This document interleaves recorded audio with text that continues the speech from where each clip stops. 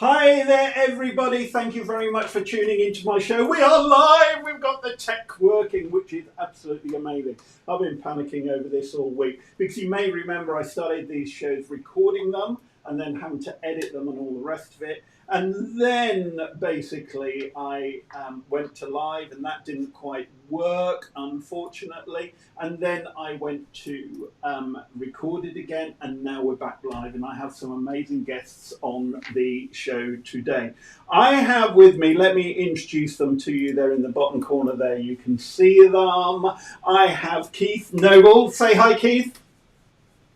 Hello, hello, hello. Good, good, good. And say hi, Pete. Hi, Pete. Yeah, well done. That's what I was hoping for, Keith. That's what I was hoping for.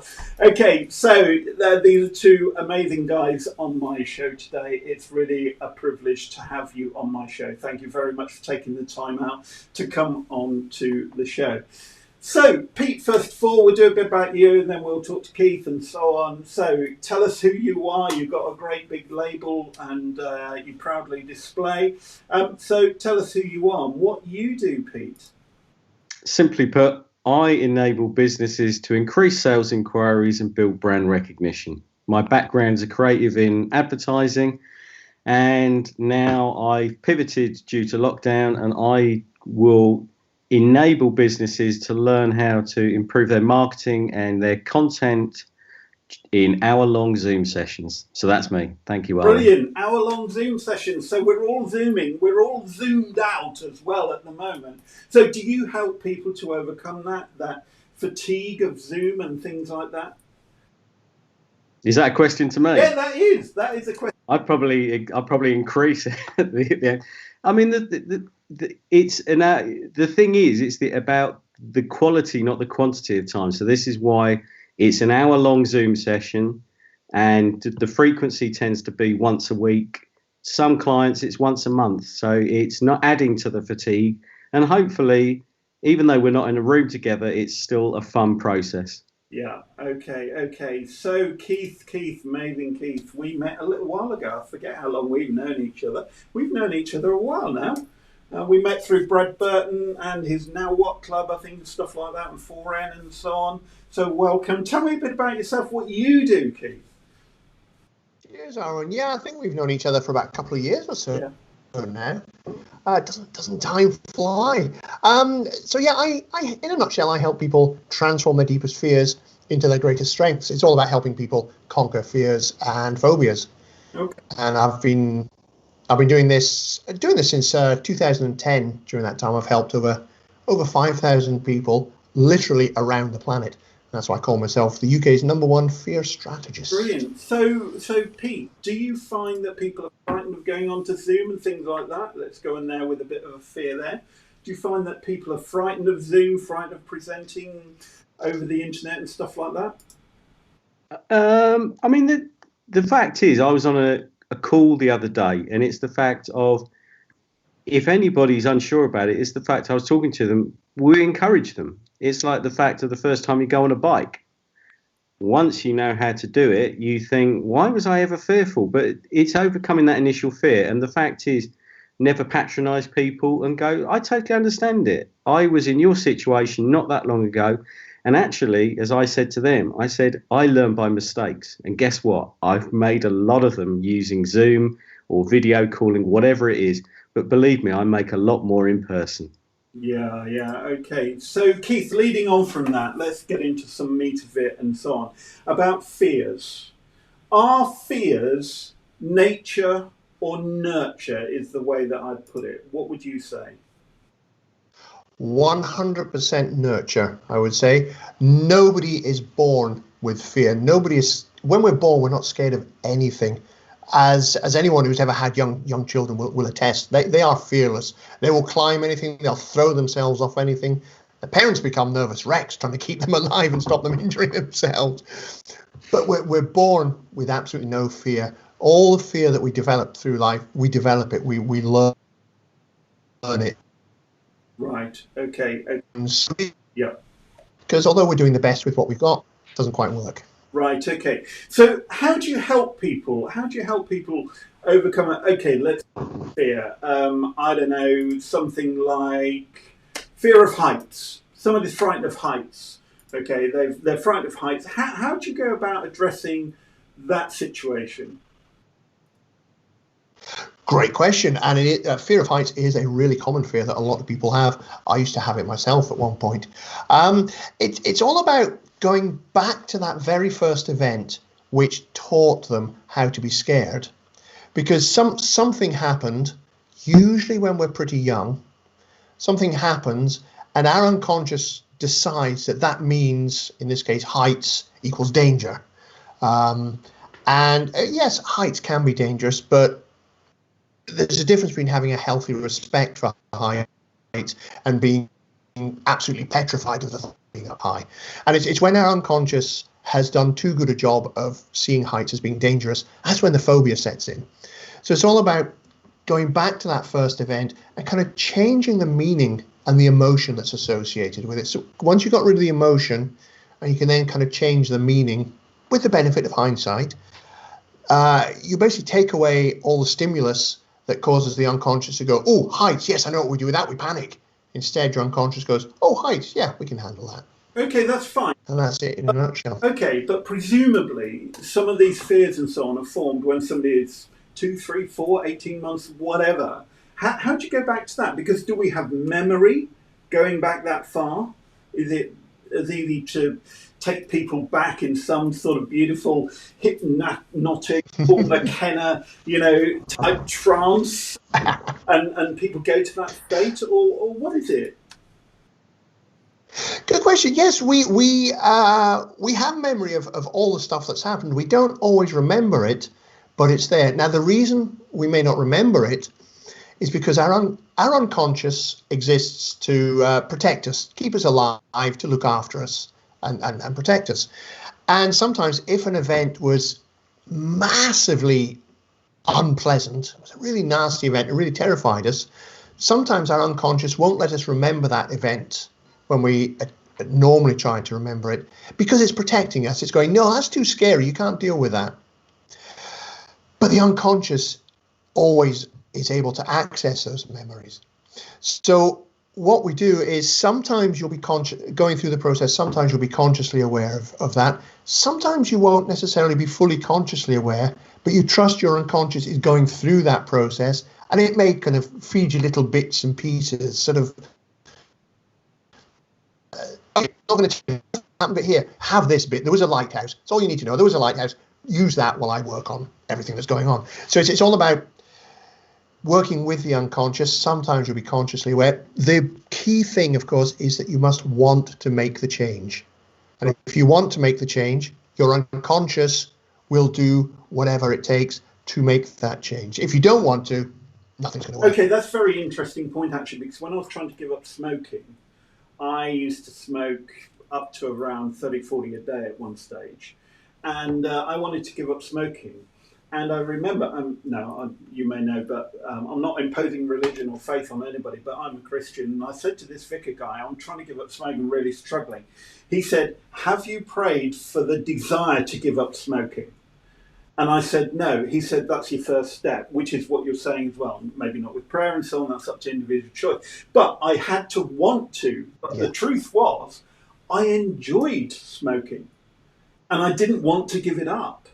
So how do you get people to that stage? Is it something you drag people kicking and screaming? Or is it something that's easy to get people to? How do you do it yourself? Get people to that stage of that desire of wanting to give up. Cool. Well, they already have that desire at some level when they come to see me, because if they don't want to overcome that fear, they're not going to come to have a chat in the first place. Before we even agree to work together and sign up, we'll have a discussion, we'll have a chat, and part of that will cover, okay, why do you want to get rid of it? Why do you want to overcome that fear? Some people go, oh, I don't know, it just might be nice to get rid of it. Okay, you're not ready yet. Others will go, I've got to get rid of it. There was broken up again.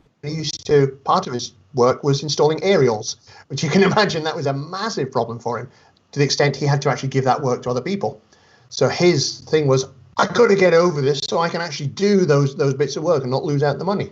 He had a big drive. Of course, he succeeded really powerfully with that. You can't keep him down from up there now. So we have the chat beforehand, and it's all about just helping you to explore, why is it you want to give that up? What does overcoming that get for you? Why is that important? And also look at, are there actually any hidden benefits? Now, you mentioned smoking. Very often people have a hidden benefit with smoking. We know it's bad for us, we know it kills us, we know it costs us a fortune, we know it makes our clothes stink. But hey, sometimes in a high pressure situation, high pressure work, that's the only way you get a 5-minute break, is just to go out and have a cigarette. If your unconscious is going, look, this is the only way I get a break and I need a break, you aren't going to give up cigarettes. But once you realize that's a big driver, and you can then find alternative ways to get that break, even if it's just sit at your desk and just push your chair back for a moment and just take 2 or 3 slow, deep breaths. Yeah. Then your unconscious is going, I don't need all that smoking. I can just, yeah, cool, we'll give up smoking.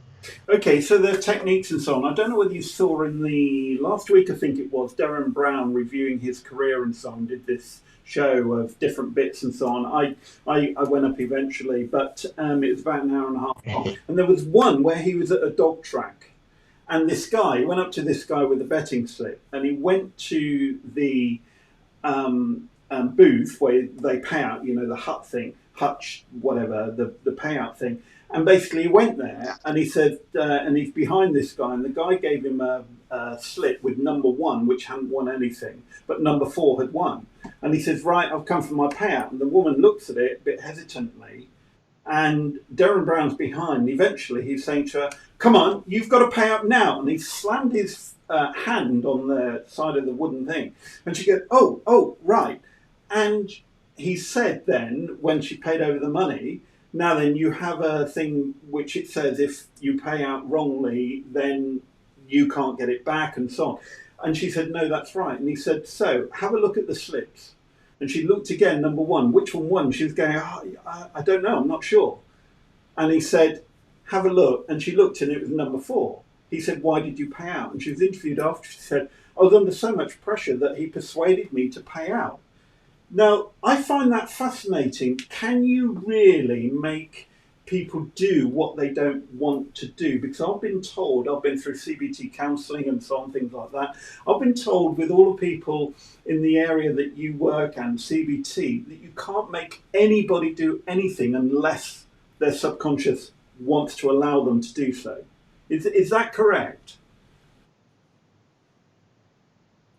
Yes, so what he did there, he obviously they wouldn't have shown the whole sequence of everything that's going on. He would I think I saw that particular episode when it was first put out a few years ago, and he would have been using some hypnosis techniques and confusion techniques to overload the mind. When confusion is a horrible state for the mind to be in. When you're in a state of confusion, if you throw a lifeline, anything, it will grab it to get out. Doesn't matter what it is. Right. So that's kind of how he would have done it. Basically got her into a state of confusion, thrown the lifeline. Why do I? Oh God, yeah, pay out. Right, that's it. And we're done. Now, can you use hypnosis or any of these tools to make someone do something against their will? No, you can't get someone to do something that's against their will or against their morals. Her job there was to pay out on valid things. Basically, in a nutshell, all he did was got her confused and got her thinking, oh, yeah, it's a valid one, right? I'm paying out. So he wasn't getting her to do anything against her will. He was actually getting her to do her job. It's just she thought it was a valid slip, so you pay out. So all he'd done was confuse her enough into thinking it was a valid slip. And you will get some rogue people do that anyway from time to time to chance and luck and actually persuade bookies to pay up and so on.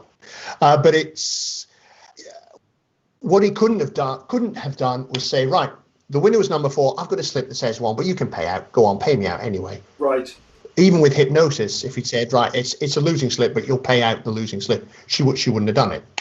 So to answer your question, no, you can't make someone do something that they don't want to, or it's against their will with hypnosis. Yeah. Okay. Sorry, you into a state of confusion, and then offer the lifeline, which is That's the winning slip. Right. Okay. So all of those films where Johnny English, for instance, Rowan Atkinson, and he's got the mind-bending drug, and if something or a trigger goes off, a mind changes. All of that is a load of bunkum, isn't it? It's basically. It's Hollywood. It's Hollywood, yeah. Yeah. Okay. Well, that is absolutely fascinating. Thank you very much, Keith. Stay on, because we're now going to be moving over to Pete and just talking to him. And there might be a link there, because one side of your business, as well as the Zoom, we'll move on to the Zoom in a minute, Pete, is about getting the right copy, of getting people to, and the right website, the right visual images, the right campaign, stuff like that, to actually ring up from your website and so on. Does any of that Keith has said about persuasion come into your world at all? Well, I'll tell you what was really interesting is the fact that what I say to clients is you want to avoid confusion. Yeah. It's the whole thing of, I mean, really what I do, if you think, when I work with businesses, is changing their mindsets and giving them new skill sets. It's about making audiences. The thing is, what the mistake that the majority of businesses do is the fact that they believe they will say something in the belief that everybody's going to be receptive. Now, my thing is I spin it on its head and go, no, you want to understand your audience to find what they're receptive. So the way, ultimately, yes, what I'm doing is I increase sales inquiries, build brand recognition. My background's advertising. Basically, there's an art of persuasion, but it's people aren't going to buy something that the majority won't buy something they don't really want. Our thing is to build that desire.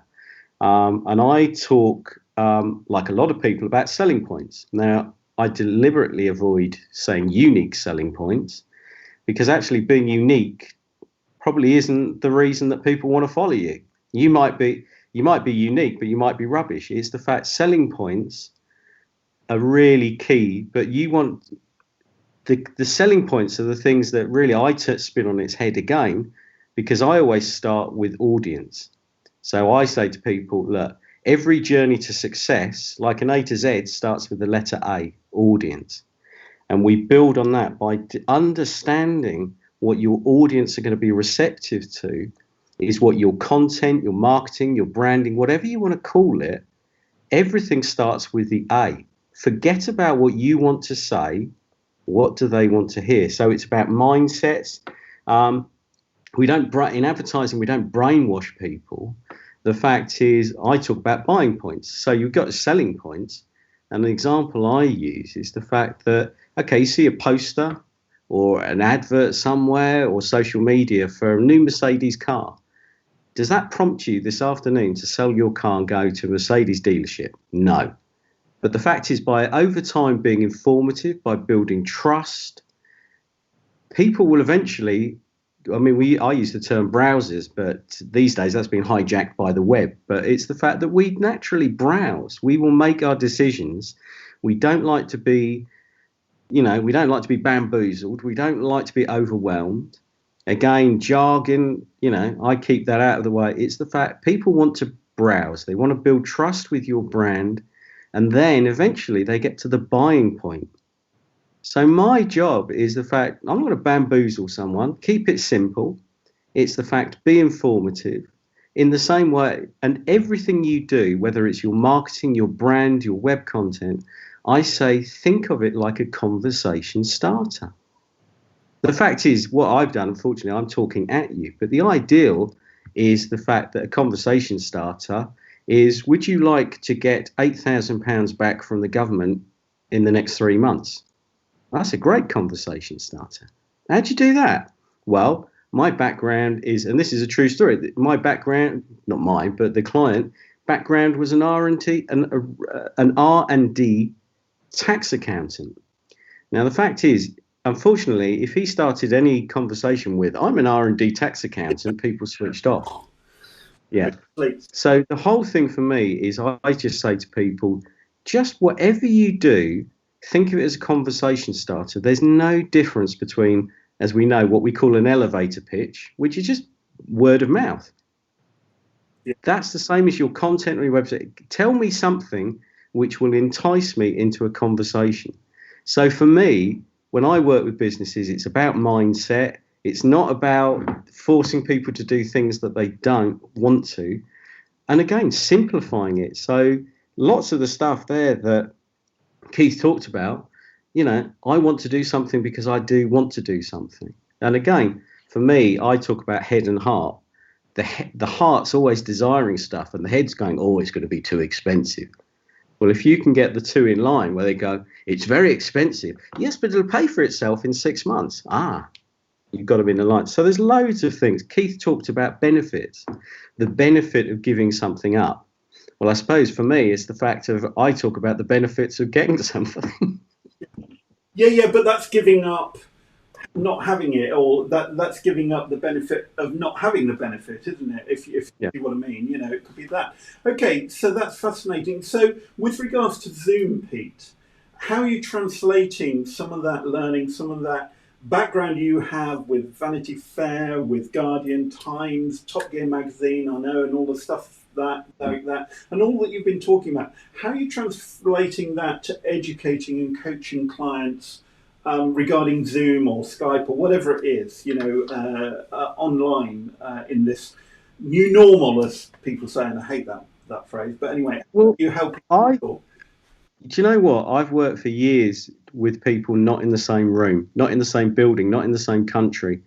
In the old days, it wasn't exactly carrier pigeon, but we'd had conference calls. And the fact of this is where the clarity of communication, the simplicity of it, of getting an idea across. I've been lucky enough over the years that video calls, I've collaborated with people around the UK, around Europe, around the world. For me, it's the way that we communicate. Obviously, at the moment, I'm using a lot of this, but the key to everything I do is these.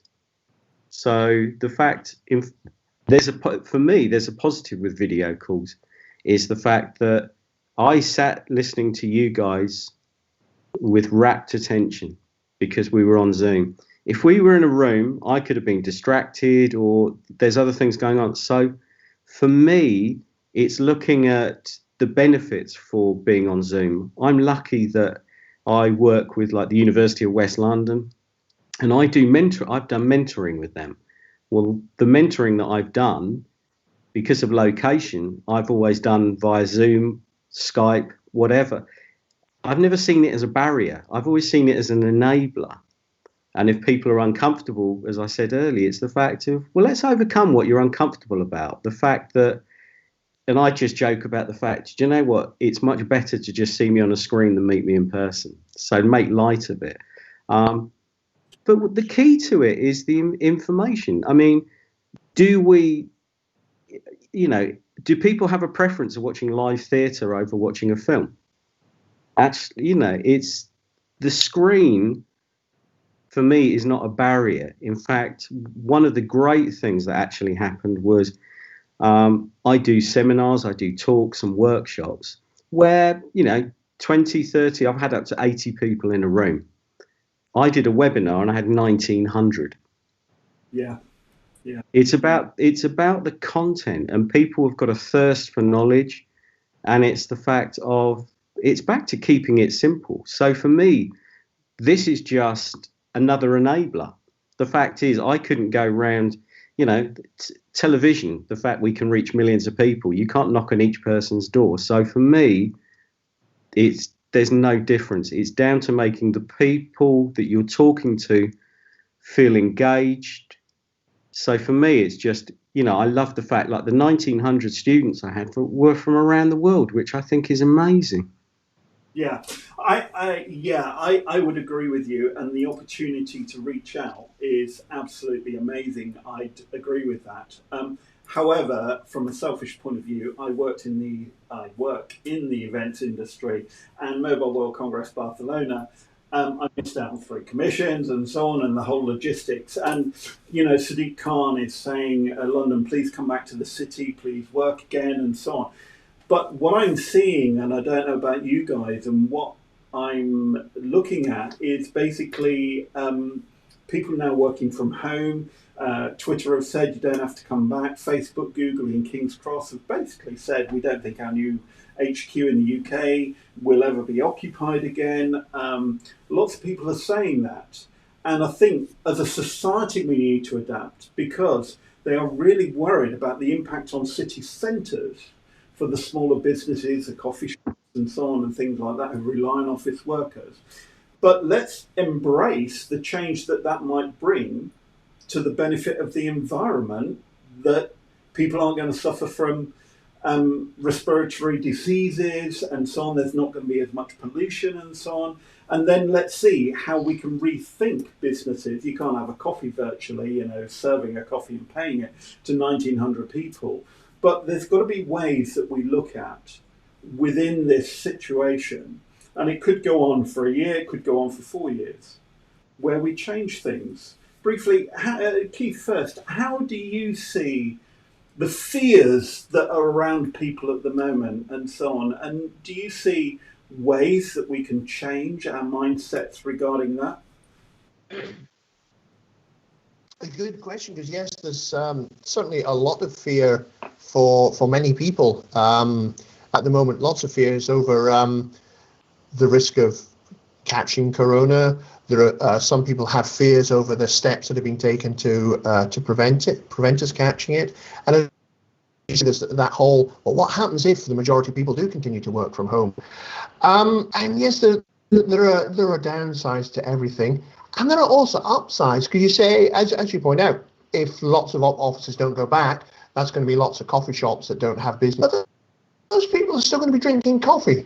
They're still going to be buying coffee from somewhere. They're going to be buying it locally, rather than locally where they live, rather than where they work.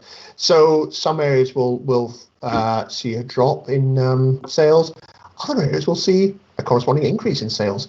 They say the only constant in life is change, and it's the same. There's undoubtedly massive changes going on. Nobody could have foreseen this even 6 months ago. Nobody could have foreseen that, hey, we're all going to be lock ourselves away for 4 months and then see where things go.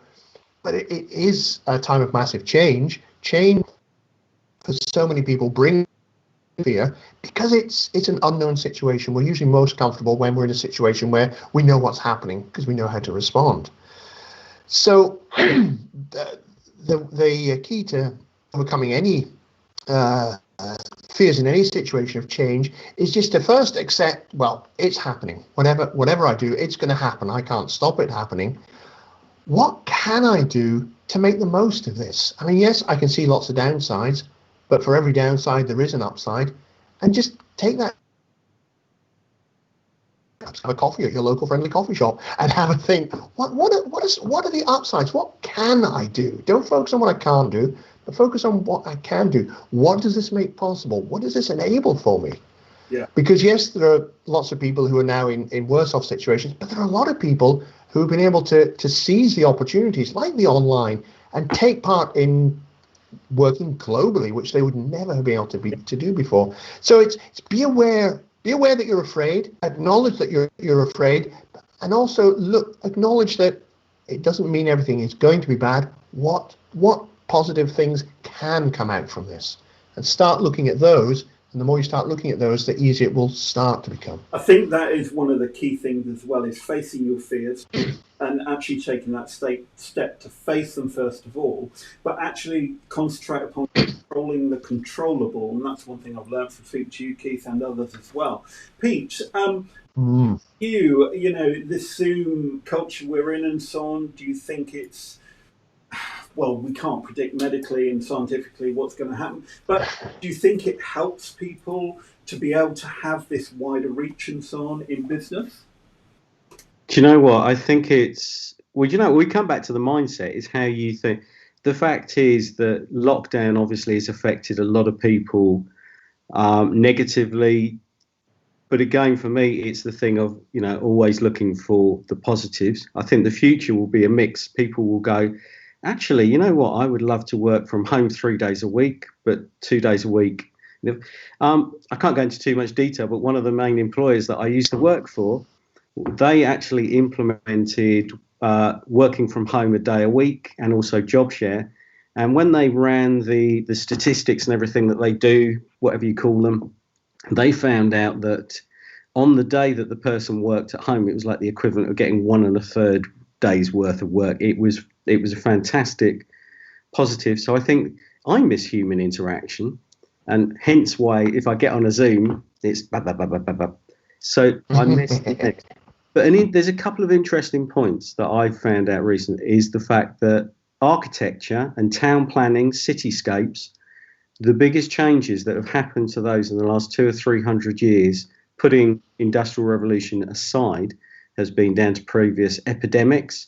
The fact that I didn't realise that doors have thresholds and we have pavements to do with keeping the population of rats down. There's loads of stuff that's happened in the past to do with that. But interestingly, a few years ago, I had a conversation with someone. I can't say who, but it's the fact it was to do with public transport. And public transport, no matter how many additional rail lines, tube lines, buses we lay on, we're hitting saturation point. And their solution, they said, what we need to do in coming years, so if you say that this was like 3-4 years ago, they said in the next 5 to 10 years, we want people to cycle and walk more. And really, we want people to work locally. If I take London, was a series of villages. They want, the best thing is the fact that we go back to these localized hubs. So interestingly, it's that thing, be careful what you wish for, because public transport, there was this desire, and I would love it, the fact that, to have a studio. In the past, I've had studios which have been an hour's commute. I would love to have a studio which is 5 or 10 minutes from where I live, using the local coffee shops, doing local business, plus again through Zoom, international, etc. It's, for me, that's the best of both worlds. It's the fact that you meet people, you can additionally have Zoom. I talked to someone in events, and they were saying, well, their solution for putting on things for big companies is the fact that they could have some of the management that they're going to talk to, the speakers, shall we say, in a room or in a series of rooms being filmed, and everybody else watching in on Zoom. Or it's that thing of essentially taking what are the best ingredients of the old normal, the new normal, to create something which ultimately is better. The fact of, less planes in the sky, less, the most amazing thing for me has been I can hear birdsong. Yeah, I agree. And with regards to things like that, I used to have a studio in northwest London in Harrow. I've now got an office here in Buckinghamshire. I kept it going. I was commuting into it and so on. I eventually gave it up because a lot of my clients for photography and video, they want me to go, to them rather than them come to me. Yeah. I've got this where I can do stuff, I can do this filming and broadcasting from and so on. But I've given it up. And I'm going to the local cafe. I have lost 2.5 to almost 3 stone during lockdown. But I am still going occasionally to the local cafe or something like that. And local Morrison's has now opened up down the road. And there are coffee shops all around here, pubs and bars and so on. In the countryside, you have to travel to them, but they are available. And what I'm seeing as well is the large national chains are either reducing in size or being taken over of restaurants and so on. And the smaller independents, if they can survive, they're going to have a boom because the national competition, the national well-known trains, the Pizza Express, Carluccio's, Café Rouge and so on, they're reducing in size and the local ones are increasing. In their footfall and so on. So I think there are opportunities. I really do. Sorry, Keith, up in Scotland, you won't have heard of any of those because you've only got lighting on. But a fair point. Yeah. But that said, because now so many people are so used to using things like Zoom and Skype, it makes it so much easier. I can now join in networking around the entire country, which I could never do before. We would probably never be doing this if the recent situation hadn't come up, for example. So there's massive opportunities all I think around. both of you found a part of in business where you can actually reach out to a bigger client bank. Yourself, Keith, you said you've done 5,000, but through modern technology and so on, you can actually and I know you've done stuff with some fairly well-known people as well. And then Pete, with your Zoom and so on, coaching businesses, there's no limit. You can actually go worldwide with it. You can go global with it, both of you. Yeah. That's an opportunity. And somebody also said, I forget who it was, that our grandchildren are going to be doing jobs that we haven't yet invented or thought of. And I think that's going to happen. I think shopping experiences might become, because at the moment what people do is they go to a shop, try it on, touch and feel the white goods, and then they go back home if they can get it cheaper online. And I think what might happen is you might actually go with a VR headset into a VR showroom and almost touch and feel and open the stuff in the fridge and so on. But clothes, why won't you just try on a holographic VR type outfit and then say, I want this adjusted, or I want this, I want that colour and so on. I mean, I've just ordered all these shirts and this waistcoat from a company called iTailor in Japan. And you literally go online, you measure yourself, and you literally put the measurements in. 3 weeks later, you get the clothes. And I got 3 shirts, all different, and 1 waistcoat. They're not mass producing. It's only one step away to having a VR headset to doing that. Anyway, we could go on for a long time. So I think we're on the cusp of innovation. We're on the cusp of great things happening. I really do. We'll say goodbye in a minute formally. Well, I'm going to say goodbye formally to the crew. Can either of you do the live long and prosper? Can you do this? You can't. Oh, well done. Oh, well, Brilliant. I'm going to play the outro now and stay on, and we'll just have a closing chat in a minute. So thank you very much, guys. Thank you very much for watching, everybody. Cheers.